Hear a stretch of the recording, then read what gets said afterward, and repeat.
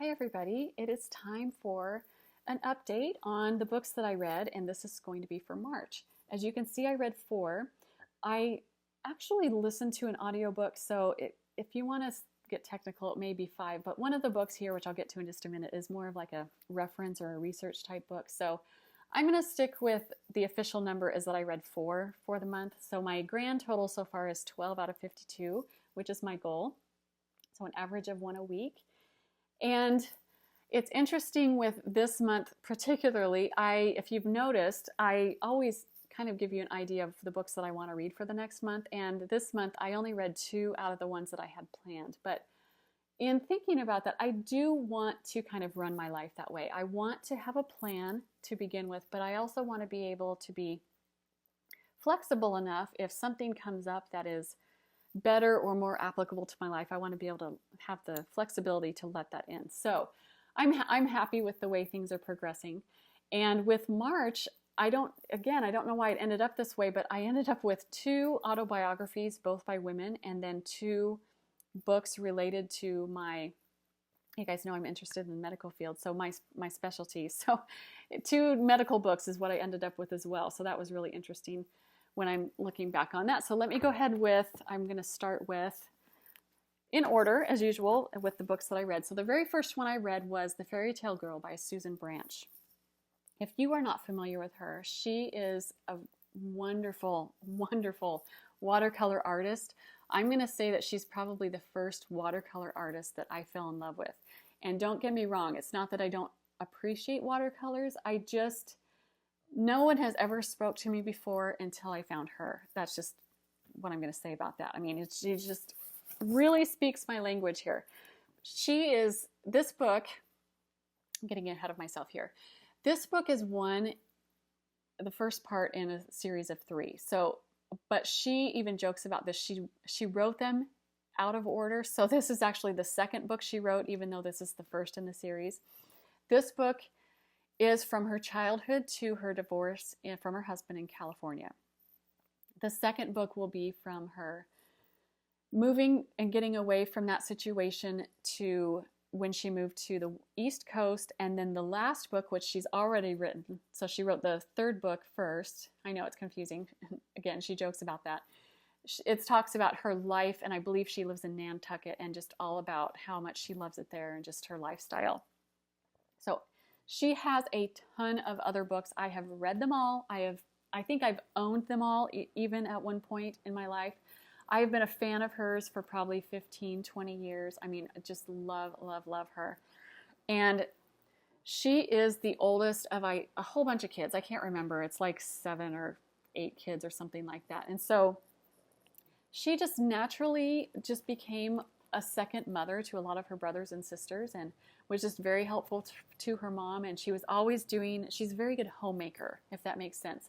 I mean, that's something I struggle with, and I'm aspiring to that. She's definitely a hero of mine in that area. I wish I could be as good as she is. That's just all I'm going to say about that. But she just really is a good nurturer and a good homemaker, and she just has all of those skills, and is just, not only is she good at it, she just really loves it. So then it talks about, her teenage life and her dating life, and how she met her husband. So it was just kind of a whirlwind, sweep off your feet kind of romance, and it was just really, really wonderful for a long time.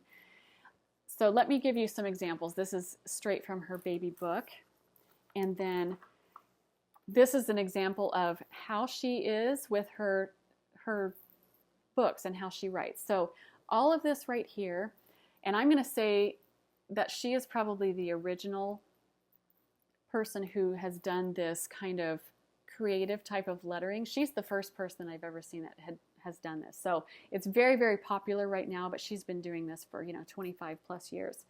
All of her books are handwritten, so this is her handwriting, and then she includes some actual photographs, and then she also has her watercolor illustrations. And I just love this. This really speaks to me because I'm such a visual person. So she's telling a story and then has drawn a picture to go along with it. So it's really, really great. So again, here's more of her handwriting. She literally does handwrite all of her books. So here's a cute little house that she drew that she was talking about. And she's called the Fairy Tale Girl because she just really was immersed in books. I mean, books were her very best friend, and the library was her favorite place to go. So she really, fairy tales were her favorite. And she just has kind of always lived her life, she said, just, looking on the bright side and just, just really resonating with all the stories. Now I'm going to jump ahead. This is a very interesting book to read, but I'm going to jump ahead because during the time where her marriage started getting difficult, one of her friends gave her a gift card to an artist store. It wasn't like a mainstream store, because she said if it was, she would have bought something else. But because it was to an artist store, she went there and had no idea. So she was talking to the guy, the owner, whoever it was there, and she said, I have no idea what to buy. And so he kind of gave her some ideas on what to buy and some products to buy. And so she ended up coming home with some watercolors and some brushes. And so this painting right here, very first painting she ever did. I mean, I'm blown away, just absolutely blown away, especially for someone who doesn't and cannot paint, and I'm not artistic at all. And she said, I don't know if embarrassed was the right word, but she was so not confident and uncomfortable with it that she only put her initials. She didn't put her entire name. And so what happened was her friends came over. So she has this big business now that she's doing. It's still kind of has that mom and pop kind of feel to it. But she was so reluctant to share it, but she did put some of these on her wall, and her friends would come over. She has this huge group of, really wonderful, close-knit girlfriends. They would come over and they would tell her how great it was, and she actually had people starting to ask her to paint for her. And so that's kind of how her business began. So it was just a really, really interesting story. So I ended up giving this story, or this book, a 2 out of 5.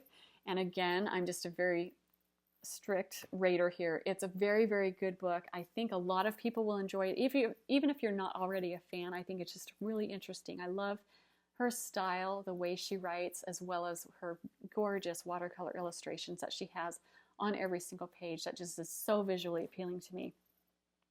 But it was just, it's just a nice feel-good story that's, it's not going to rock anybody's world or anything like that. So that's why I ended up giving this a 2 out of 5. I do plan on reading, because I've read every single other one of her books, I can't imagine me not reading the other 2 as well. My second book is Concussion. Now this is where I'm going to start being speechless, because I'm so blown away. This is speaking my language here. I'm sure you're all familiar with this because of the Will Smith movie that just came out. Which, by the way, I did see that last week. I'm pretty frugal, so I was waiting for that to come out so I could rent it. Fantastic. Loved it. I was just fangirling the entire time. Not about Will Smith, about Bennett Amalu. So he is from Nigeria, and I think that's important to bring up because they just have a different mindset there. They're more of like a community and a unit instead of individuals and even families. It's just more of a society. Sorry, I know that's silly to say it that way, but they really just have a different way of thinking, and they're very spiritual. And so he is a doctor, and he has, 7, 8 degrees. He may even have more than that by now, but he actually didn't choose to become a doctor. His father chose the profession for him, which I think is so interesting, because as parents, in the Western world, we're always asking our kids, what do you want to do, and follow your passions and those kinds of things. That's not how it is in some other societies. And so he actually left the U.S. from political tension.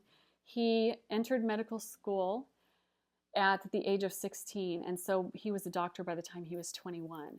So really, I wouldn't say he's extra smart. He just knows how to work really hard, and the opportunities presented themselves. Now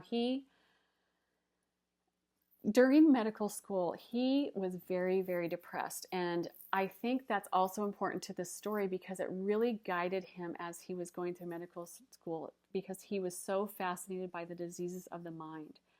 And so he ended up getting, some scholarships. He ended up in Seattle, and through all the course of his studies, he just kind of honed his research and his studies on the brain. And so he got really interested in the punch drunk syndrome, which is what boxers get, which shows up on scans, severe dementia, all those kinds of things. And he ended, after he graduated from medical school and things like that, he got a job working for Cyril Waite. I can't remember if that's how you pronounce his name.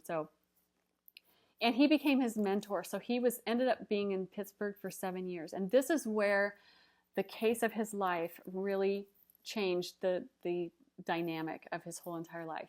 So Mike Webster was a Steeler, and he was super duper popular. And he was the one who just went downhill really quickly, and everyone tried to help him and nobody could help him. So Mike Webster ended up on a slab in his lab. And so he was the one who was the doctor on call when Mike Webster's body came in. And because he had this background from Nigeria, where he would, he was in tune with spiritual types of things, he actually talked to every single patient, even though they're dead. On the cold metal table, he would actually talk to them, and that was how it happened with Mike Webster.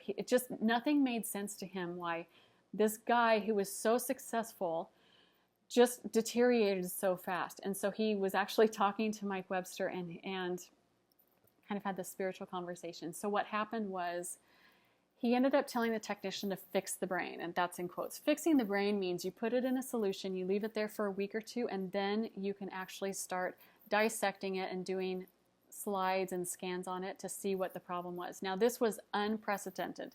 No one had ever done that. He got a lot of flack from everyone. Everyone was arguing with him. But he was convinced that there was something in Mike Webster's brain. Now, long story short, I know I'm rambling, but I'm such a fangirl here that this is right up my alley. He ended up discovering the chronic traumatic encephalopathy, which is the CTE, which is what we know today, or at least some of us know today, as what happens to all of these NFL players and even some other players or some other people in sports. And even like equestrians get concussions.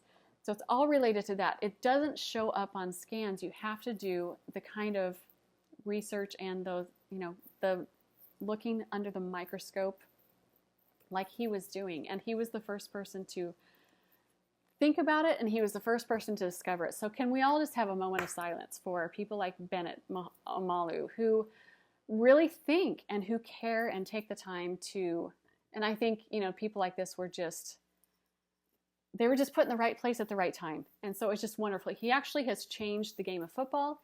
He's changed the course of forensic neuropathology. He's changed so many lives, not only, finding peace for those who have already, families of those people who've already died, but he has changed and is finding hope for people who have this or who will be discovered to have this. It's just wonderful. Now, he did encounter tons and tons and tons of problems with the NFL. And the bottom line is it really just reminds me this story of like the Catholic cover-up.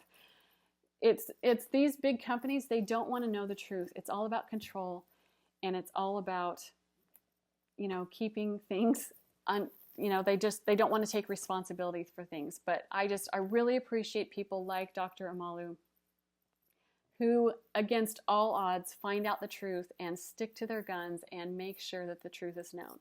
So, sorry, I know that's rambling and on, but I cannot say enough about people like him. Now, I've got my third one. This was a gift to me by my wonderful daughter and son-in-law for my birthday. So I was not even aware of this, but they know me so well. I'm kind of blown away that I hadn't heard of this book. They're the ones who found it. So Mitchell Yass, Pain Cure RX. Now, this is another thing that is just right up my alley. And actually, I think I forgot to say that this one, I gave a 4 out of 5 for my rating on that one.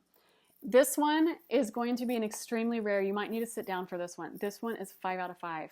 5 out of 5, you guys. I don't know if you'll ever hear from me again, but this is such a revolutionary book. I'm still mind blown about this. Now, I'm trying not to bore you with all of the details, but he is another one just like Dr. Omalu, who things just weren't making sense. And so his specialty right here, as you can see, is pain. So all these people have been in pain. He went to medical school, and during that time, things just weren't really making sense to him. Like, for instance, when somebody goes in for traction, the physics don't make sense. To actually pull apart the vertebrae, there's not enough PSI, the pressure per square inch, to actually pull apart the vertebrae. So, but people are getting relief from traction. So his question is why? Why are they getting relief when the numbers and the science doesn't add up? And so he figured with that, with something that's like if you tear your meniscus, even the autoimmune diseases, which are, I'm so mind blown by that. I can't even tell you. He found that everything is pretty much related to muscles. And so that's where his focus is working with the muscles to get relief from pain for any medical diagnosis out there. Now, there are some non-systemic things, like for instance, if you have food poisoning, you're going to be throwing up. Okay, you know the cause and the reason for that. But for something like, you have a herniated disc, but you're having pain somewhere else. Why is that? Well, it's all related to the muscles. So I'm not going to bore you with all the details. I'm probably already boring you with these two books right here, but all you have to know about this is I'm completely blown away. I am completely rethinking about everything that I learned in my degree. I am also thinking about my particular chronic illnesses that I have, as well as everybody else's that I come into contact with. This is a book that completely could change the entire world. And I don't mean that. I don't say that lightly. It's just, there are so many millions and billions of dollars spent on healthcare that something like this could actually fix. Now, this is not cuckoo type of medicine. Everything he talks about is scientifically sound, medically sound.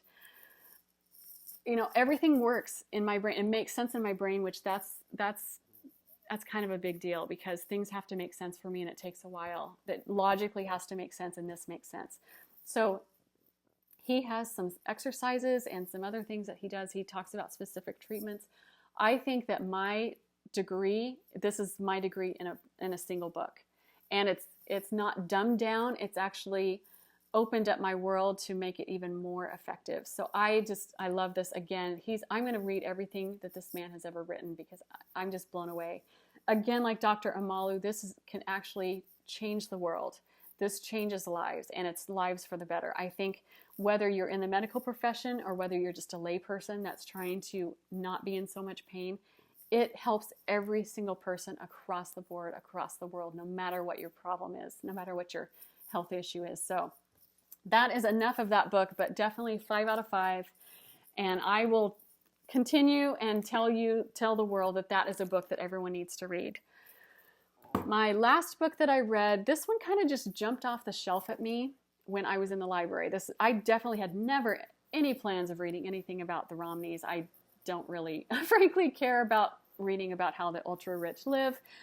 But it really just jumped out at me, and I think it's really because of her health issues. I know another theme here with the health issues, but she had MS and she had breast cancer, and so I think that's really what I was curious about, because she's been in remission for years. Almost decades, I think now. And so that was just fascinating to me. And so she did talk a little bit. This was like an autobiography again, just like Susan Branch's. And so it's from her childhood up until current times. And so I would have liked to hear a little bit more about, the Olympics and how Mitt Romney actually, that all worked out. But I think that's a whole nother book. But anyway, it was interesting, the political thing. I have a love-hate relationship, mostly hate relationship with politics. So I don't really care about all that stuff. I don't really care about a lot of things except for her health that she talked about in here. I do think she has gotten a lot of criticism that was unnecessary and related to her. She does equine therapy, which is, riding horses, that really helps her MS symptoms. And people were making fun of her for being an equestrian when really she's doing this for her health. And so I think that is just deplorable. I think that is ridiculous that people were doing that. But she was able to find relief through alternative medicines that she had always put off before and would never even consider, and didn't really even understand why other people would even try those. And I'm talking about things like acupuncture and things that are a little bit more mainstream these days. But again, this was a pleasant read. I I definitely don't think this is for everyone. Again, this is going to be a 2 out of 5 on this one. And then the book that I just want to touch on briefly that I listened to it with my husband as well as my best friend, and that was called The Anatomy of Peace. And I'm going to show you these books right here because these are the ones I'm going to read. But it's actually The Anatomy of Peace. It's actually a whole series of books by, it's probably too small, but it's the Arbinger Institute. And they started out as business books to just communicate better with the people that you work with and also your customers. And it's such a revolutionary way of thinking that they've also started writing books about, which is this one of these, is that personal relationships, just thinking about people and thinking of them as individuals and not just things. And we're all going through things. We all have reasons that we act the way that we do, but just, be kind and give people the benefit of the doubt. I know it's really sad that people have to read books about something like that, but my husband loved these books. My friend and I both gave the book, I know this isn't the book, it's The Anatomy of Peace, but it's the same people here. We both gave it a 3 out of 5. What they said was fantastic, very valid points, and definitely good reminders. But they told it in a way that was just not really my style. It was a kind of a fable story type of way of telling things, and that just is not my forte. I loved, get to the point, hit me with, all the facts, knock me out, blow my mind kind of thing, and I love that kind of stuff. So this kind of like winding around the point, I'm just like, get to the point. But anyway, it was really fantastic. I definitely would recommend any books from the Arbinger Institute. And this is another one that I will eventually read. I don't think I'm going to read this for April, but this is another one that we actually have the tangible book. I did try and get The Anatomy of Peace from my library, but they didn't have it. So anyway, let's try and move. I'm trying to move along quickly. So these are some of the books that I still want to read. Pride and Prejudice. That is my all-time favorite fiction book. This is another rare 5 out of 5 just because I keep reading it and rereading it and rereading it. And Jane Austen is by far my favorite fictional author. So I do want to read this. I definitely want to get to that quickly.